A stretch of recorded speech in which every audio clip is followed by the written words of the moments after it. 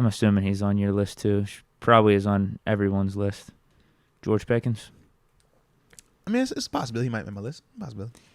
Like, he's there. I know I said off the top of my head yesterday that he's probably, top 10 in receiving yards. I double-checked. He's close. He's almost at 400. How far? He's like top 12, top 13. Hold on. Tyreek Hill, Puka. Puka has 572 receiving yards right now. Puka's getting fed, though, bro. It was no Cooper Kupp out there. He was getting fed. It's Stafford, too. Justin Jefferson at 3. But he's going to take a seat. A.J. Brown 4. DJ Moore 5. Stephon Diggs at 6. Jamar Chase after last week. Oh, yeah, he went at 7. Nico Collins at 8. Devontae Adams 9. Keenan Allen. So did Nico do that versus us? I mean, he had, what, $120, $130, right? Yeah, him and Tank Dell have been really good for the Texans. Like, Tank Dell, I think, is top 20 in receiving yards. Okay. Just off first glance right here. He is 324. Dang. So he's on pace for probably almost 1,000. Yeah, Devontae, what'd I say? He's like 9 or 10. Keenan Allen after him, Thielen, and then Pickens. So Pickens is right like, in that combo then. Yeah, he's like top 12. Couple touchdowns, but it's just Pickens starting to make that ascension. Like, I think he's already there. I think he's already, in that top 12, top 15 receiver range at least right now. But you're even seeing stuff like the run after, wherever he took that slant against the Browns to the house. You're seeing stuff like that. It makes you think, almost back to what TG said, like, we need to start scheming just stuff open for him. Like, get him a wide receiver screen. Get him the ball in his hands and see what he could do after that. But then you saw last week where Kenny's just like, that's my guy. I'm throwing it to him. He's covered. I don't care, because even though he is covered, he's not really covered. He's going to make the catch. Yeah. He's legit, man. Like, he's one of the shining pieces that have stuck out to me in some of our lackluster offensive performances thus far. Nah, respect on that, man. And like I said, y'all in the comment section, y'all drop y'all 3 most impressive players on the Steelers offense through these first 5 games. All right. Like, even his bad games, he's got, like, what, still 50, 60, 70 yards. Raiders game, he wasn't doing anything crazy, but, yeah, it was one of the more traditional receiver plays where we just hit him on a drag, and he was able to get some run after for, like, 20, 25 yards. So we're getting a nice mix of not everything has to be highlight reel, but then you're also still seeing the highlight reel. Because even in that Texans game where he had, like, the deep end, it was probably like I think it was 12 or 15 yard, something like that. I remember he had one. I was like, yeah, it was a good throw by Kenny. I remember him catching. I'm like, all right, it's different. But no, I'm with you, baby. Jaylen Warren is my second guy. Gotta have 30. Okay. Shout out to 32, man. I mean, it's time. The film don't lie, bro. The film don't lie. It's been time. The only hiccup in the process of getting Jaylen Warren the ball more was the Texans game, because Najee looked pretty decent and Warren had some fumbling issues. Can't put it on the ground. But I think the Ravens game solidified why we need to get Warren in there like 60 to 70% of the time. Is he big enough to run in between the tackles, Deke? Is he big enough to run inside? Remember, that was part of the questions. I'm like, think he handled himself pretty well. Think he did was. He's fine. Let's give him a game. This is what I'm saying. I want to say him. I think he did fine. People are questioning, could he handle the workload? All right, just give him a game then. I'm not saying do it for the whole season. Let's give him a game then. Because I'm just to start it off. I haven't seen it not look like he can't. When he was hold on to the ball. He was running between them tackles with Ravens. I'm like, he looked good. Making guys miss, he looked good. Fight for extra yards, he looked good. So yeah, my only issue has been don't put him on the ground, man. Can't do that. Every time he gets the ball, it looks like he's moving 2 times faster than Najee, but also packs a punch that everyone feels like Najee has that Jaylen Warren doesn't. But I mean, if anything, it's on the same level, if not. I mean, these dudes can't tackle Jaylen Warren. Whether he's delivering the blow to these guys or they're just draping off of them. Because speed kills. And he's not just fast, he has great contact balance. So you're maxing out. Not a shot at Najee, with all due respect. But the thing is, like, you're trying to keep up with a player, right? So you're overexerting yourself. And then you hit him out of control because you're chasing him, right? It's really rare where you see a dude, like, line him up, right? It's like, oh, we got to get him. But because he's fast and compact with good contact balance, he's stopping. He changed direction. He's taking these hits, spinning out of contact. that's what makes him so good right now.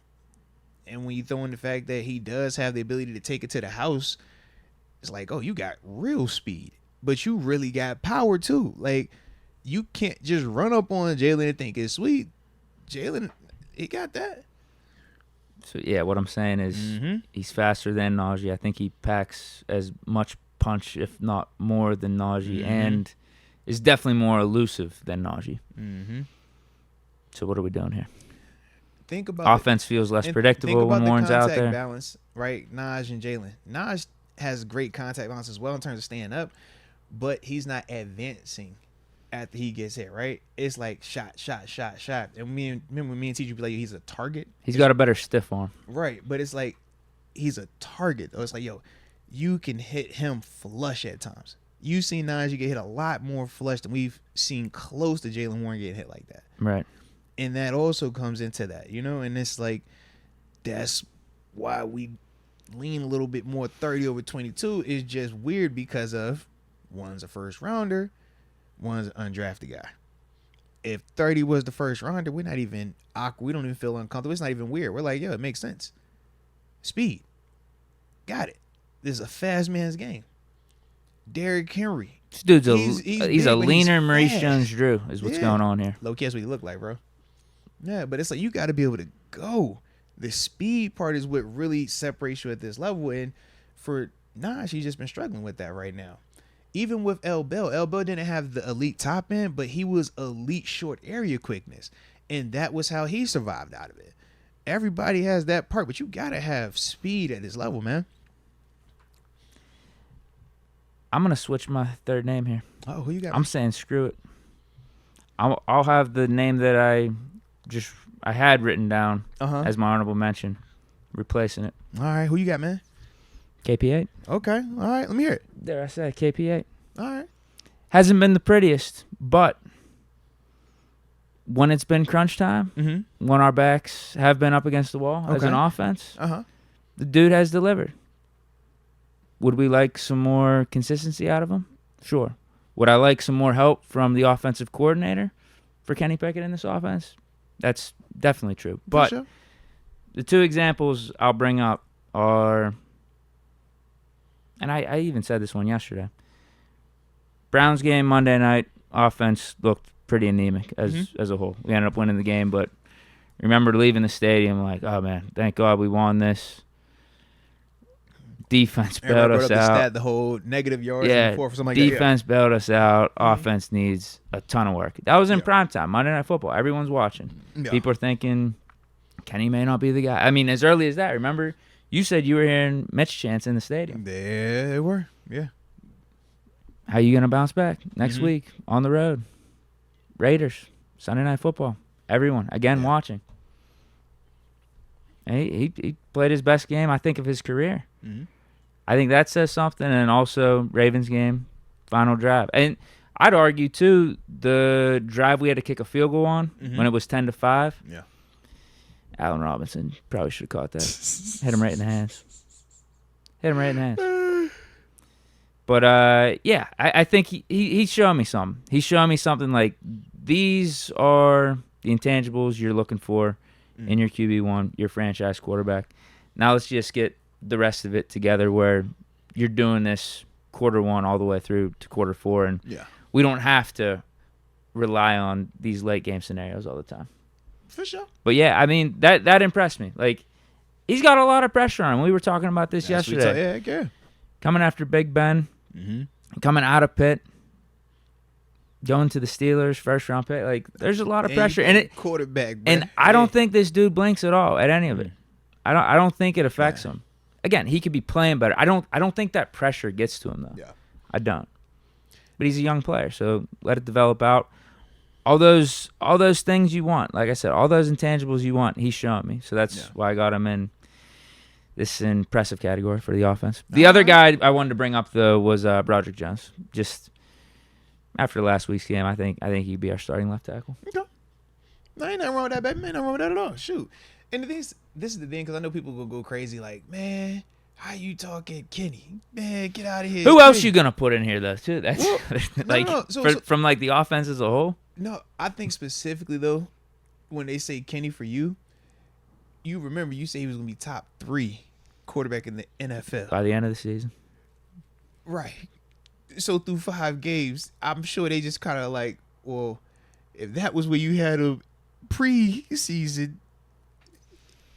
But I get what you're saying, because those things, and I flirted with that concept as well for myself. It's like, man, I understand what you're going through. It's not easy. At the same time, the reason why I didn't is because I feel like people right now, when it's Kenny or Canada, are just looking for any type of. But here's my point for that third player on the offensive side. Like, who else sticks out? I got my guy. I got my 3. And no, Kenny is not included. I got my 3. So this guy, well, you said you thought about it, though. You thought about Kenny. No. I'm going to tell you, I'm explaining how I did, right? All right. So Broderick was somebody that I thought about, obviously, right? Because of what he just did. But I'm like, a small sample size. Kenny, I'm looking like how you look, right? You had your expectation of him being a top 3 guy. I had my expectation of him just being a little bit further along. But as a whole, I'm like, he's still been fine. But when I'm thinking of impressive, I go ahead and drop my list real quick. Obviously, George Pickens was on it. Jalen Warren was the other guy. I'm like, bro, Connor Hayward, what are we talking about? Connor's been cooking out here. And the thing that I love is this. Not only does he do it when he gets the ball as a receiver, watch him in the run game when he's blocking guys. Watch Jalen Warren having success, and watch Connor going out there firing on backside DNs, backside LBs. It doesn't get talked about a lot, but I love that about his game, and it shows up week in and week out. That's the one for me where I'm like, yo, not only are we using you as the fullback, we use you as that pseudo extra tight end. And especially with Move being out right now, that was the one for me. I'm just like, I love his game. And then Allen Robinson's another guy. I'm like, Allen is consistently winning. Calvin, I like him. I'm just like, I need another play from Calvin right now. Yeah. I just haven't had that other play. Right. Because I'm like. Just the Raiders play. Yeah. But I'm like, I know you got it, but I just need another one. But I'm with you. Because after that, I'm like, I'm not going offensive line. I can't go Mason Cole after the game he just had. Right. Can't go say Umalu. He's been up and down. James Daniels is hurt. Herbig, I thought he played well, but at the same time, I'm just like. Yeah, if you're not going to include Broderick. Yeah, I can't include Herbig. Yeah. And then Chooks, it's just been Chooks. Chooks is always Chooks to me. He's like, good player, not great, not terrible, just good. So that's why I was like, all right, I ain't going Naj. Yeah. So your dude, he's in the convo. He's definitely in the convo. But that was my Depends on how you want to spend it. Yeah, absolutely. But that was the whole thing. I just feel like people look at like I even the expectations. expected Kenny to be better too. But end of day, when the pressure has been on, back up against the wall, he showed me some things. Yeah, because from a perspective of that is 100%. And that's the way that I looked at it. Is like, bro, you're just a young player that has the most challenging job in stadium. I don't care what nobody says about these other positions. Playing quarterback in the National Football League is the hardest thing to do. Yes, we could have more challenging things from a physicality standpoint, but there is nothing harder than being the quarterback of an NFL team, bro. So I'm like, you're doing that and you're young, and let's be real, you got we talked about yesterday. You got multiple things that aren't all going in your favor. Right? Yeah, O-line not playing good, receivers not getting open consistently. Questionable things happening with the coordinator. So, like, that's all at play, too. Right. So, when I think of all that, it's like, yeah, like, that is valuable. That is a part of it. But it was just my expectation for him was still higher. So, that's why I was like, anybody that I felt a higher expectation for, and Moof, another guy. Like, my expectations for Moof were you were going to be a lot further. Now, granted, you've had the injury. We know the scheme. Kenny is multiple things at play. O-line, we get it. But it's like, bro, I had a higher expectation for you. So, even if he wasn't hurt, I'm just like, I need more because I know what you're capable of. Yeah, and I think we got to feature him more, too. Yeah. That's the other thing. I know people keep bringing up, why aren't we featuring Darnell Washington? I think the topic of the question should be, why aren't we featuring in the middle of the field or just the tight end in general? Yeah. Because Muth, for the first 4 games, he's been pretty irrelevant. And then Darnell Washington obviously started this one. But, yeah, why did anyone expect he was all of a sudden going to get 100 yards in this one? Yeah, bro. It's craziness. Craziness. But, yo, those are my 3, though, man. Like I said, man, GP, you hit it perfectly on the head. I wish my film session would not have been deleted, Deke. It would have went perfectly with what we were talking about, man. It was like, yo, see, told you, picking the Pickens, man. Because I was leaning on you. I kind of felt you was going to give me some Kenny. And that was also why I was leaning on it. I was like, it's going to be perfect. We're going to both hit it. We're going to be all right. No Earl Thomas and his brother for us. Okay? All good. Anywho. But shout out to Jalen Warren, though, man. Love that pick right there, man. Obviously, I agree with you, man. Not just him with the ball in his hands. I love watching him when he's in protection. Watch him when he has to stay and block. Yeah. Bro, he is firing on dudes, man. It's not always perfect, but he is firing on dudes, man. And I just love that energy because not a lot of running backs, number one, want to do that. Number two, are they capable of doing it? And he shows the desire and the ability, man. So, like I said, definitely tip my cap to him on that. So, yeah, man. But in the comment section, it's on y'all now. Y'all drop y'all 3 most impressive players on the Steelers offense through these first 5 games. Troy Mason Jr. says Darnell Washington with his blocking and selflessness. Shout out. And Pickens and Jalen. I can see that. Honestly, you 2 selfless dudes. Watch Darnell and watch Pickens when they got a block. I love their energy right now, bro. Darnell. Pickens wasn't always like that last year either. No, he wasn't. But Darnell tries to he putting dudes down. He doing what he's supposed to do. But watch, especially on Jalen Warren. I know on the film session I did with Jalen, some of the plays show up, but watching that 3rd and 4th quarter on some of these runs that are spitting, who's blocking on the perimeter? On the jet sweep, who's blocking on the perimeter? On Jalen Warren's, we run burst outside like by the red zone. You're watching, bro. 14 is coming in there and firing on safeties, firing on linebackers. He had one play where he getting it with Patrick Queen. I'm like, okay, like, and then he's flexing and getting hyped. Like, you would have thought he just made a play like catching a football. And he literally just blocking somebody over there that nobody probably wouldn't even see if you didn't go back and watch it. Like, it's that stuff. Then I'm like, yo, that's contagious. If I'm a coordinator, I'm looking at it, I'm saying, bro, get him the ball. If you can do that without the ball, imagine if I feed you more. Like, what else you going to do for me? If I'm a teammate, I'm like, bro, you get hyped like that just for me? I know what you are. You doing that for me? Oh, I got your back, baby. Don't you trip. It's contagious, man. That's real life energy. And then the flip side is on defense. We start saying that. We like, hey, bro, number one, that's a dog over there. He putting dudes down. Same with Hines Ward. He putting dudes down. Juju Smith, he putting dudes down. I'm looking at Pickens. I'm like, oh, okay.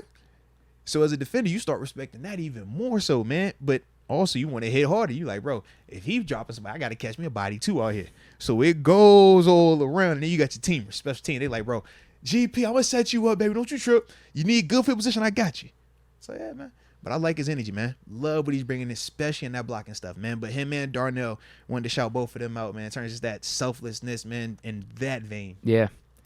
That was Hines' claim to fame here, which is crazy because he's 1,000 reception guy. Think about it, 10,000 receiving yards in his career. Hall of Famer, in my opinion. But that's literally what Pittsburgh fans love most about Hines Ward was his blocking and his physicality. Bro. So if Pickens can start doing that, I think he has the potential, obviously, to be a better receiver than Hines Ward long term if he could stick with it and whatnot. Just because of the talent is crazy.